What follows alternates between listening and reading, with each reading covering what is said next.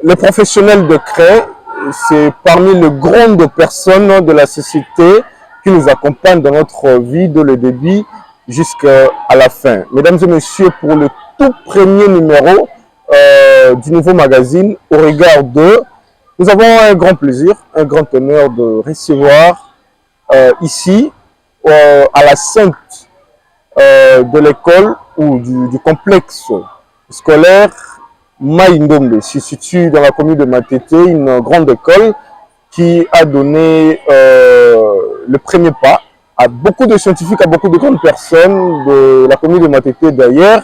Aujourd'hui, en tout cas, comme je disais tantôt, nous avons le grand plaisir de vous parler de cet grand établissement avec le préfet des études. Mesdames et messieurs, partout où vous êtes, nous vous souhaitons un agréable moment. Pendant cette émission, on va parler de tout ce qui concerne cette émission. On va parler du complexe scolaire Maïndombe. On va parler de réhabilitation, on va parler de tout ce qui va avec, de l'éducation, ainsi de suite. Mais la deuxième partie sera consacrée à l'éducation face à l'ère du numérique, avec Bienvenue les mamans. Moi, je suis Israël Ifou, à votre humble serviteur. Mesdames et messieurs, bienvenue. Monsieur le préfet, Amissi Salissa l'idée donnée, bonjour. Bonjour, monsieur le journaliste. Un grand plaisir de venir ici, vous voir. Pas seulement vous voir, également de parler avec vous à ce qui concerne ces complexes scolaires Maïndombe. Est-ce que c'est également un plaisir pour vous? Si, un grand plaisir parce que ce n'est pas un hasard que vous ayez choisi le complexe scolaire Maïndombe. C'est à partir d'une certaine histoire. Effectivement. Je suis très content de vous recevoir et surtout de parler de ces complexes qui, il y a quelques années, étaient négligés, mais pour l'instant est parmi les écoles phares de la commune de Matete. Mais aujourd'hui, nous parlons de complexe scolaire Maïndombe, dont vous êtes le préfet des études. À titre, en fait, sommairement, on peut retenir quoi à ce qui concerne votre identité personnelle? Bon, comme tu as dit, hein, je m'appelle monsieur Amissi Salissa Dieudonné. Je suis licencié agréé en histoire, préfet de cette école il y a de cela 23 ans. C'est énorme, c'est beaucoup. Ah si, c'est pas pour rien que je suis sur la liste des retraités. Vraiment. Je voulais ajouter que ce complexe scolaire Maïndombe dont vous visitez aujourd'hui, c'est un complexe qui regorge 5 écoles. 4 écoles primaires et une école secondaire. Oui. Nous avons EP1 Maïndombe, EP2 Maïndombe, EP3 Maïndombe et EP4 Maïndombe, y compris maintenant les instituts Maïndombe que moi je dirige comme préfet. Cette école dont vous êtes le préfet des études a connu plusieurs personnalités, on va y arriver bien sûr, mais on a connu à un certain moment, je pense qu'il y a cela 2 ans ou 3 ans, la réhabilitation de ces temples du savoir. Comment vous viez l'avant et l'après-réhabilitation? On va de parler de celui qui vous a, en fait, celui qui a mis la main dans la poche pour que nous puissions retrouver cette belle image. Nous venons de très loin. Vraiment. Ce complexe, c'est une ancienne école, même à l'époque coloniale. Et je ne veux pas revenir sur l'époque coloniale, je prends seulement l'étape avant la réhabilitation. Oui, effectivement. C'était une grande école, mais nous avons connu beaucoup de problèmes ici. Il n'y avait pas de clôture, il n'y avait pas de toilette. Les terrains sur lesquels nous sommes en train de faire l'émission pour l'instant, c'était un terrain de football, où tout Matete venait jouer ici. Oui. Où les orchestres de renommée venaient organiser des concerts ici dans ce complexe. Comme il n'y avait pas de clôture, c'était un passage obligé de véhicules, des passants, des motos. C'est tout le monde qui empruntait notre cours de l'école ici pour quitter soit Kinzazi pour aller à Mboloko ou de Mboloko pour Kinzazi. Et je ne parle pas de la nuit, ce qui se faisait ici, monsieur le journaliste. Des activités catastrophiques. On ne voulait pas y aller. Si, je ne veux pas y aller y arriver parce que sur le plan de l'éthique, ça ne sera pas intéressant. Mais du moins, il se faisait des choses inconcevables la nuit ici. Mais de toute façon, c'est déjà de l'histoire, mais pour l'instant, tout est passé et nous sommes dans un autre cadre avec une nouvelle robe que nous portons pour l'instant. Effectivement, parlons de la réhabilitation. D'abord, comment vous vivez après post-réhabilitation dans ces temples du savoir, effectivement? Parce qu'on a parlé sommairement de l'avant-réhabilitation, Mais avant de parler de celui qui a mis, comme je disais tantôt, la main dans sa poche pour poser cet acte qu'on qualifie de sempiternel, comment vous vivez cette période? Ben, pour l'instant, monsieur le journaliste, c'est la joie. La joie. Immense. Nous qui n'avions pas une clôture, nous qui n'étions pas considérés comme une école parmi tant d'autres, aujourd'hui là, avec la réhabilitation, il y a d'abord la sécurité. La sécurité. Ouais. Qui règne dans cette école. Personne ne peut entrer si elle n'est pas autorisée par soit nos gardiens ou les gens qui sont à la porte. Les enfants étudient dans de très bonnes conditions parce que les salles de classe que nous avons ici à Maïndombe sont des classes, des classes avec des normes modernes. Nous avons tout. Nous avons des bancs à l'intérieur, nous avons tout ici pour que tout se déroule comme il faut. Maintenant, il y a la paix. Nous avons, si je peux appeler ça, nous avons maintenant des élèves qui viennent et qui ont envie de venir étudier à Maïndombe parce que les complexes là ont été réhabilités. Monsieur Amissi Salidé Donné, effectivement, vous avez dit, vous avez signifié, vous avez souligné qu'après la réhabilitation de cette école, de ces complexes, vous vivez dans la paix totale. Mais on ne peut pas s'en passer sans pour autant parler de celui qui vous a honoré, effectivement. C'est monsieur Gilles Alinguet Tekei, aujourd'hui ancien inspecteur général en chef de l'inspection générale de finances. D'abord, il était ici comme élève. Est-ce que vous l'avez connu pendant vos 20 ans de règne ici? Nous ne pouvons jamais parler de ces complexes réhabilités sans citer les noms de ces messieurs. Gilles Alinguet Tekei. Tu les prononces très bien d'ailleurs que moi. Merci. C'est pour nous un partenaire. C'est pour nous, nous pouvons l'appeler comme un sauveur. L'histoire de Maïndombe, avant et après, sans parler de ces messieurs-là, ça sera un péché. Un péché, oui. Ça sera de l'ingratitude. De l'ingratitude. Oui. Vous avez posé une question si je l'ai connu ici comme élève. Comme élève, non. Je ne l'ai pas connu ici comme élève.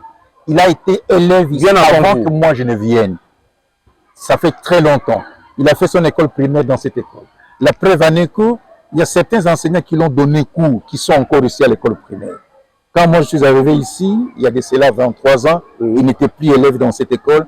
Il était parti, il était déjà responsable quelque part, il commençait à travailler jusqu'à ce jour. Donc je ne l'ai pas connu comme élève, mais c'est parmi les anciens élèves de ces complexes qui ont fait à ce que nous puissions être réhabilités de la manière dont nous le sommes pour l'instant. Mais vous avez déjà passé une vingtaine d'années à la tête, en fait, je dirais, de cette école. Oui. Mais vous n'avez pas connu Jules Alinguet. Oui. Mais après qu'il est parti, il est quand même revenu pour honorer les enseignants, honorer l'école qui a vu ce premier pas comme étant apprenant. Comment vous qualifiez ces gestes? Bien que moi, je les qualifie déjà de sempiternels. Le mot exact me manque pour qualifier ces gestes. Parce que ce que ce monsieur a fait pour ces complexes, je suis en train de chercher dans le dictionnaire, je n'ai pas encore trouvé. Quand ça viendra, je vais qualifier ces gestes-là. Mais ce qui est vrai, c'est vraiment un geste salutaire pour la jeunesse congolaise dans l'ensemble et celle de Matete en particulier. Mais comment c'était le premier pas? Vous lui avez, comment dirais-je, comment s'est passé votre contact avec monsieur Jules Alinguet Tekei? C'est un peu difficile, hein? Ce qui est vrai. Oui. Je voudrais vous rappeler une chose. Avant que M. Jules Alinguet ne vienne ici, nous avons écrit à certains organismes. Nous avons écrit au gouvernement de la République. Nous avons écrit... Particulièrement à l'époque de qui, le gouvernement? Qui était à la tête? Non, c'était à l'époque du président Joseph Kabila. Matata, Mouzoutou? Non, à l'époque de Matata. Matata Poli. Oui. Allons-y. Nous avons écrit à cette époque-là, mais rien n'a été fait. Quand vous me posez la question de savoir le premier contact avec M. Alinguet, on n'a pas écrit à M. Alinguet. Ok. On ne l'a pas sollicité. De là où il était, et au niveau où il avait atteint de l'IGF, il a songé à son ancienne école. Et il enverra les gens ici pour venir voir les complexes et causer avec les responsables pour savoir le besoin de l'école. C'est comme ça que ça a commencé. Et quand ces gens sont venus, ils m'ont vu, on a causé avec eux, j'ai donné les besoins de l'école et l'histoire est partie. Est-ce que c'était... Comment se présentait votre attitude ou vous êtes exprimé face à ces besoins? Comment vous avez reçu ces messages de la part de M. Jules Alinguet? Au départ, on n'a pas cru. Pourquoi? Parce qu'avant que lui ne vienne, comme je vous ai dit au départ, il y a un gouvernement, il y a certains organismes, il y a des hommes politiques, certains qui sont passés par ici et qui ont promis Sans suite. sans suite. Mais lui est venu de lui-même. Sans pour autant pousser. Non, presser on n'a une- même pas écrit une lettre officielle pour faire une demande. Ça ne nous passait même pas par la tête. Il est venu de lui-même à travers ses émissaires pour que nous puissions causer avec eux, afin que nous puissions leur exprimer les besoins de l'école. C'est parti comme ça. Et quand ils sont venus, nous nous sommes dit, je m'excuse un peu, je parle ça en lingala, C'est pas un problème. Ok. Oui. et ces émissaires nous avaient dit, ça je retiens, monsieur le préfet, si nous ne faisons rien, coupez, vous allez nous couper les bras. C'est là où j'ai commencé à croire. Oui. Quand des grandes personnes comme ça me demandent, me disent, me rassurent que si rien n'est fait, vous allez nous couper les bras, c'est qu'il y a du sérieux cette fois-ci. Oui. Tout est parti comme ça. Et quelques jours après, on a vu que les ingénieurs sont passés pour prendre les mesures, ils sont passés pour demander les besoins de l'école, Oui. et tout est parti comme ça. Avant de venir, on voulait chuter, parce qu'on voulait chuter plus tôt, avant de venir, en ce qui concerne le geste, au-delà de la clôture que Jules Linguette vous a doté de toutes les bonnes choses, est-ce que vous, particulièrement comme étant une grande personnalité ici, avant que Jules Linguette ne vienne, vous saviez qu'il était élève ici, avant vous, ou c'est après son acte posé que vous avez su qu'il est ou qu'il était passé ici? Non, je ne savais pas. C'est pendant qu'il réhabilitait l'école que j'apprendrai Oui. qu'il était un ancien élève. Et vous avez vérifié dans les archives, c'est exact. Exactement, parce que les enseignants ont reconnu qu'il a été notre élève. Mais nous signalons également que c'est un élève très brillant à l'époque. Si, ça, malheureusement, la maîtresse qui était son enseignante de primaire a fait l'avant-midi. Elle aurait aussi témoigné de ce qu'a été M. Jules Linguette comme élève. On reviendra. D'accord, mais je voudrais ajouter une chose. Oui. Il n'a pas seulement réhabilité, hein, c'est-à-dire la clôture telle que vous la voyez là, les grands portails que nous avons, les bancs, tout ça à l'intérieur, mais il nous dotait, ça fait 3 ans de suite, des matériels scolaires Ok. pour les élèves. Les cahiers, les Uniformes. stylos, Mais je vais vous Oui. citer pour que vous ne puissiez pas oublier. Oui. Nous avons les uniformes, chemises, pantalons pour les garçons, blouses et jupes pour les filles. Les sacs, les cahiers, les stylos pour les élèves. Nous, à la direction, il nous a doté des rames de papier, des boîtes de craie, de beaucoup de choses qu'il a faites pour la réhabilitation et surtout la continuité à servir encore là où il a été élève. Est-ce qu'après son passage, on peut dire que vous manquez de quelque chose, que vous, Ah si, ah si, vous êtes très, très, très assis, si. bien assis. Nous manquons de quelque chose. Je voulais parler de son départ, Oui. de là où il était, À la tête de l'IGF. à la tête de l'IGF, mais il est devenu simple citoyen. Oui. Bon, nous Très libre après un grand travail. nous pensons qu'il pourra encore revenir, peut-être sous une autre forme, mais toujours dans le cas de servir la jeunesse congolaise. Vous avez dit au départ qu'il est partenaire, c'est-à-dire il continue à vous poser de bons actes. Ah, effectivement. À chaque fois que nous avons un problème ou nous avons une difficulté, nous les consultons et en tout cas, il n'hésite jamais. Je signale également, il était après la réhabilitation, après tous les cadeaux qu'il avait offerts aux élèves et puis à vous-même, les personnalités de l'école, il était revenu lui-même pour qu'il puisse revivre cette ambiance-là quand il était élève. Hein. Si, Ça vous a fait un grand plaisir, je mais pense. pourquoi pas? Pourquoi pas? Un très grand plaisir. Parce que quand vous imaginez, il a été élève ici à l'école primaire. Il a terminé l'école primaire. Il a fini l'université. Il est parti. Il a travaillé jusqu'au niveau du sommet de l'inspection des finances. Et qu'il y songe pour revenir. Ça fait la joie pour nous. On a planté dans de bonnes terres qui produisent maintenant de bons fruits. Effectivement, merci beaucoup, monsieur Amissi Salissa Lidé-Donné, préfet des études du complexe scolaire Maïndombe. Mais avant de terminer avec vous pour la première partie, parce que la dernière partie, voulais-je dire, sera prise en compte par notre journaliste, l'un des responsables de ces magazines. Bienvenue Lema. Mais avant cela, votre caméra est là. Un seul message à monsieur Jules Linguette Tekei, l'ancien inspecteur général en chef de l'inspection générale des finances, un seul message en français et puis à lingala. Je voudrais m'adresser particulièrement à M. Jules Alingit. Nous vous sommes reconnaissants et nous serons toujours reconnaissants. Ce que vous avez fait pour ces complexes, ça dépasse les niveaux humains. Parce que vous pouviez investir ailleurs tout ce que vous avez fait ici. Mais vous avez préféré investir dans la jeunesse congolaise. Au nom de tous les enseignants, au nom de tous les élèves, nous vous disons merci.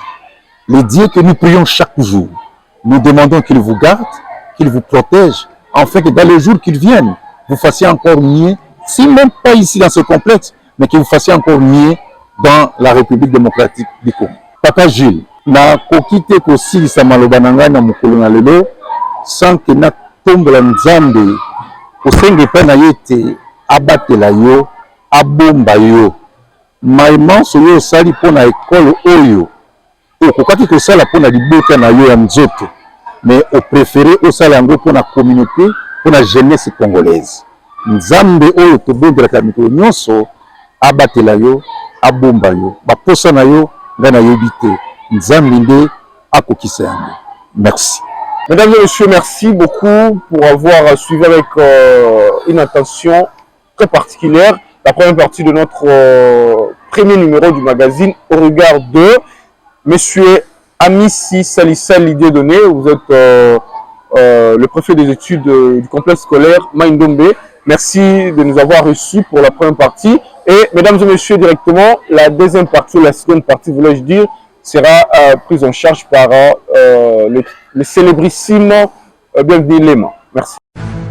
Messieurs et dames, bienvenue dans cette deuxième partie de votre émission Au regard de, un programme de la télévision DRC Télévision, excusez-moi pour la redondance, et j'ai l'honneur de poursuivre cette émission avec notre premier invité de ces numéros. Il s'agit bien de Monsieur Dieudonné Salissali. Comment allez-vous?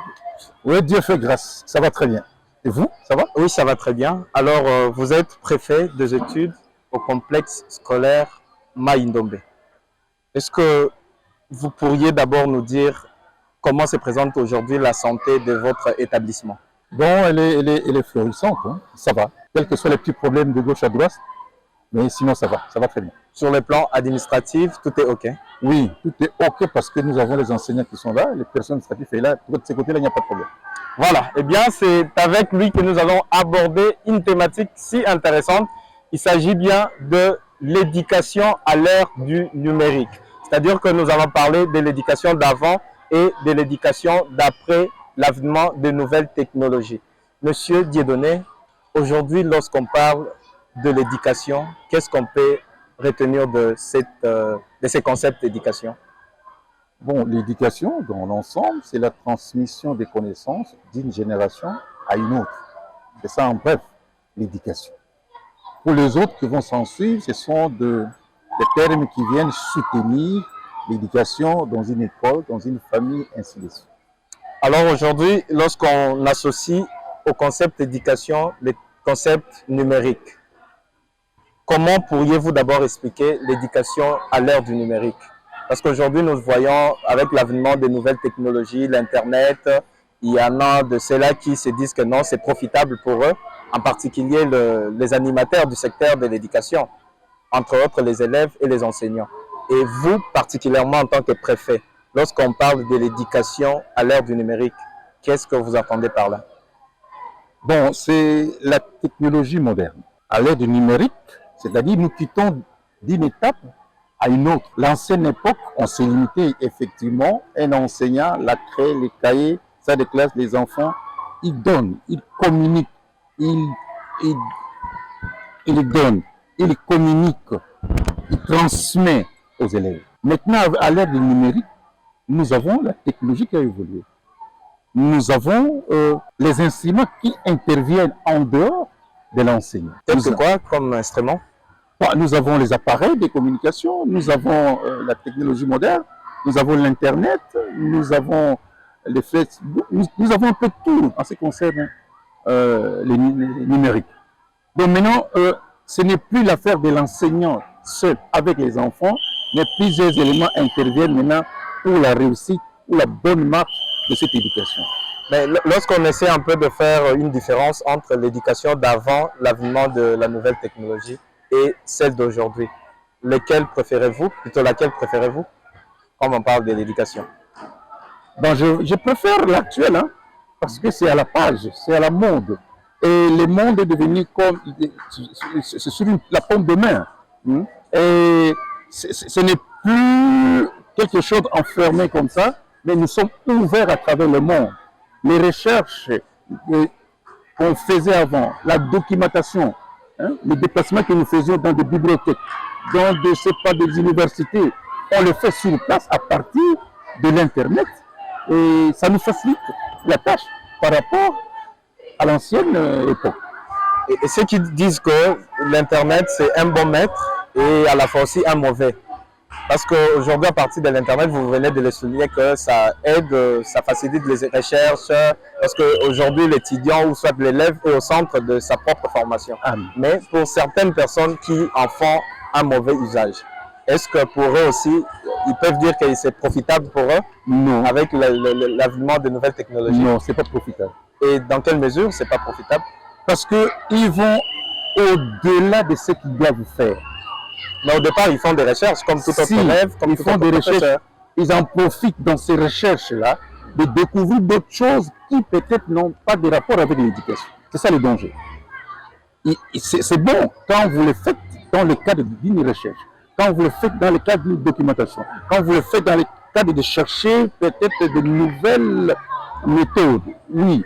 Mais ceux qui en utilisent pour d'autres faits, là, ce n'est pas vraiment intéressant. Mais là, alors, ça dépend d'une éducation à une autre, une éducation de base, c'est-à-dire à partir de la famille. Effectivement, effectivement. Pourquoi? Parce que tout, même si tout est numérisé, de toute façon, nous ne devons pas oublier l'éducation de base.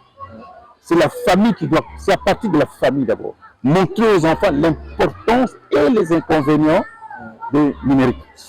Parce que on a connu des choses impossibles avec le numérique.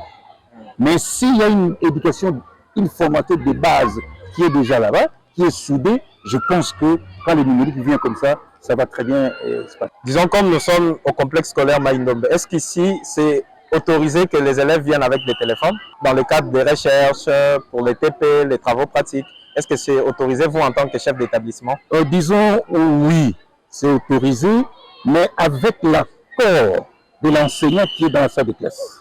Si l'enfant amène son téléphone ou amène autre chose et que ce n'est pas autorisé par l'enseignant de la classe, là, nous serons obligés de confisquer cet instrument-là. Ça tient aussi compte de l'âge, différence d'âge, oui, soit de promotion? Si, ça tient compte de promotion aussi parce que les enfants qui sont au niveau de l'école primaire, ils n'ont pas le même problème que ceux qui sont au niveau des humanités. Ce qu'il faudra vraiment, et ça je vous informe, dans notre complexe ici, l'usage comme tel de numérique n'a pas atteint un certain niveau. Nous sommes encore au niveau, je peux appeler embryonnaire. Parce que, d'abord, les enfants ne sont pas très bien équipés. Et en plus, le problème qui se pose au niveau de l'école, avec le courant qui n'est pas permanent, tout ça contribue au fait que l'utilisation de numérique n'est pas tellement au sommet au niveau de l'école. Mais si ça dépendait que de l'âge, pourriez-vous estimer à quel âge un enfant ou soit un élève peut avoir accès à son téléphone, que ce soit à l'école, tout comme à la maison, dans le cadre de ses études? Selon vous, en tant que chef d'établissement et en tant que parent? Déjà, un enfant à l'âge de 12 ans, il peut déjà commencer à utiliser les téléphones. Dans le cas de recherche. Dans le cas de recherche. Fille tout comme garçon? Oui, fille tout comme garçon. Sous ma direction, comme responsable, comme papa. Parce que je ne peux pas autoriser à ce que mes enfants entrent dans n'importe où pour faire des recherches ou entrent dans n'importe où pour chercher à connaître ce qui se fait à travers le monde. Ça doit être sous ma supervision. Au niveau de l'école, si déjà l'enfant a une certaine formation au niveau de la maison, au niveau de l'école, il n'y a plus d'inquiétude parce que nous rassurons qu'il a une formation de base au niveau de la maison et qu'ici au niveau de l'école, on fera un certain suivi avec ça. Déjà à l'âge de 12 ans, l'enfant peut utiliser le téléphone. Par l'école, nous avons la famille qui est censée instruire l'enfant pour la première fois et nous avons aussi l'école et l'église. Comment pensez-vous cette combinaison entre l'éducation reçue de la famille, de l'école, ensuite de l'église? Qu'est-ce qui peut venir avant et qu'est-ce qui peut venir après, vu le contexte actuel de la société congolaise? Non, c'est la famille. La famille. D'abord la famille. Pourquoi la famille? Parce que l'enfant vit dans la famille, dans la société. Il faudra qu'il y ait déjà une certaine formation au niveau de la famille. Parce que c'est quand il aura cette formation-là qu'il peut aller maintenant à l'église, qu'il peut aller maintenant à l'école. Et si au niveau de la famille, il n'y a pas une bonne formation, je crains que quand il sera à l'église ou il va seulement apprendre ça à l'école, ça risque de ne pas bien tourner. Et au cas où peut-être l'enfant a double figure, si on peut dire ça. C'est-à-dire qu'à l'école, il se comporte autrement et à la maison, il se comporte autrement. Comment on peut redresser l'éducation de cet enfant, vu qu'il est considéré comme l'avenir de demain? Ben, il faudra que les trois éducations se mettent ensemble. Il faudra que les trois éducations, c'est-à-dire la famille, l'école et l'église. Ils doivent se parler, les trois en principe. animateurs. Se parler, ça ne suffit pas qu'ils doivent vivre ensemble comme ça. Ils doivent s'entraider. Là où la famille va se limiter, l'école va continuer avec ça. L'église pourra venir aussi compléter ou achever. Voilà. L'église pourra venir compléter, c'est vraiment ça l'intervention de notre invité à qui nous avions vraiment le plaisir de recevoir sur ce plateau pour la toute première fois, je rappelle. Alors, monsieur le préfet, on voudrait savoir une question de curiosité. Est-ce qu'ici, au complexe scolaire Maïndombe, il y a aussi des outils Internet, des outils de la technologie? Est-ce qu'il y a aussi des pratiques qui se font au niveau de l'informatique, dans des cours pareils? En ce qui concerne la pratique, au niveau de l'école, nous ne sommes pas bien outils. Ça, je reconnais. Mais vous en avez quand même les machines? Oui, ce sont de vieilles machines. Mais pour les enfants, nous allons, soit nous recommandons dans des écoles qui sont mieux outillées que nous faisons accompagner par nos collaborateurs. Et à la maison aussi, nous demandons aux parents qui ont des moyens de pouvoir mettre à disposition des enfants pour qu'ils apprennent aussi l'outil informatique à la maison. Mais avec la réhabilitation partant du don de M. Gilles Alinguete, est-ce que vous n'étiez pas bénéficiaire de ce genre de matériel? C'était sur le projet. C'était sur le projet de pouvoir nous doter de ces instruments-là. Malheureusement, le projet n'a pas abouti. Et avec son départ, bon, ça a un peu freiné les choses. On attend, peut-être quelqu'un d'autre pourra venir nous aider dans ce sens-là. D'où vous êtes pour l'éducation à l'ère du numérique. Ça ne vous pose pas problème? Affirmatif, je suis pour ça. Et du côté professeur, corps enseignant, est-ce que ça pose un sérieux problème? Non, ça ne pose pas un problème parce qu'eux-mêmes, ils se documentent déjà.